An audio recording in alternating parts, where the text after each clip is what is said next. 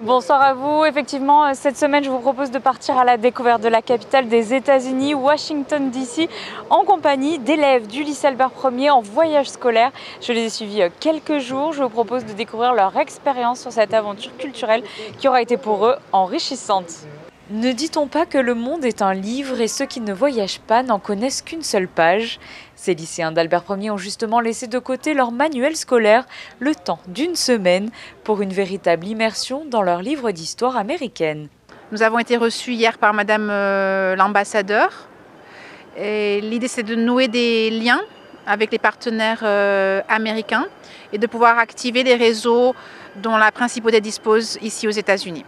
C'est quand même de leur offrir quelque chose qui leur donne le goût et peut-être aussi d'illustrer ce qui est couvert en classe, qui peut-être est abstrait. Bon, là, par exemple, de voir la tombe de Kennedy, d'aller dans le musée d'histoire afro-américaine, de se rendre compte des épisodes les plus importants du mouvement des droits civiques. Ça permet pour eux de mieux comprendre ce qu'on leur enseigne et qui peut-être leur paraît abstrait le reste du temps. De bonnes chaussures et un beau ciel bleu, c'est tout ce dont ils avaient besoin pour profiter pleinement de cette semaine à Washington DC. Le planning confectionné avec minutie par leurs professeurs ressemblait à une véritable course de relais, alternant visites culturelles et historiques, le tout réalisé dans la bonne humeur et en anglais s'il vous plaît.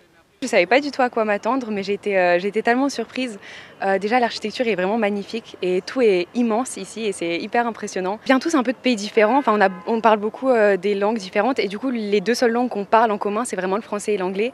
Et comme certains sont anglais de naissance, on a juste pris l'habitude de parler en anglais entre eux. Moi, je suis française, mais comme tout le monde me parle en anglais, on prend le réflexe de se répondre en anglais au fur et à mesure et du coup, c'est juste devenu un réflexe maintenant. Les élèves ont été accueillis dès leur première journée par Maggie McIntyre-Doyle, l'ambassadeur de Monaco aux États-Unis et au Canada, qui leur a présenté l'émission de l'ambassade. Pour la suite du programme, tous les incontournables de la capitale américaine et de ses alentours ont été cochés. La National Gallery of Arts, mais aussi le musée d'histoire afro-américaine, tout récemment entré dans la prestigieuse collection des musées Smithsonian, l'impressionnante bibliothèque du Congrès, le National Mall qui regroupe un grand nombre de lieux de mémoire, le Capitole, Mount Vernon et Monticello, respectivement les résidences des présidents américains George Washington et Thomas Jefferson, ou encore l'impressionnant cimetière militaire d'Arlington. We're going to see the John F. Kennedy grave first, and then I'm going to tell you a little bit about how this place came to be. Franchement, c'était une bonne idée parce qu'on retrouve vraiment l'histoire qu'on a étudiée parce que nous, on se focus sur l'histoire américaine, donc ça nous permet de nous rappeler ou d'intérioriser certains faits historiques. 30 élèves ont fait le déplacement, tous issus des sections options internationales pour ceux en classe de seconde et baccalauréat français international pour les premières et terminales. Un cursus qui met l'accent sur la langue américaine et sa culture. De nous mettre en contact avec une culture qu'on a commencé à appréhender, à apprendre, dans le cadre justement du BFI, c'est-à-dire du bac français international. Donc on est dans un profil de double langage et c'est pour ça qu'on est venu ici à Washington pour apprendre et se familiariser avec cet environnement. Ça change bien sûr, on est dans un pays qui est très grand et d'autant plus dans une capitale qui est immense en fait comparé à ce qu'on connaît nous, d'autant plus à Monaco. Et donc c'est très impressionnant, on est au milieu d'une population très variée et on apprend beaucoup de choses. Un voyage qui a permis aussi de développer une cohésion de groupe entre les élèves issus de 3 niveaux de classe différents.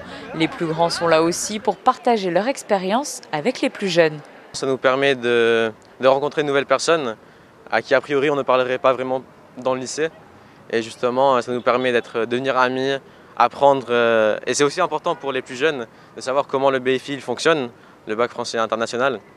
Et donc, ils nous demandent beaucoup comment ça se passe, comment notre expérience dans le lycée elle se passe. Au bac français, il y a beaucoup de coefficients qui sont attribués au BFI, donc l'anglais, l'histoire en anglais et connaissance du monde.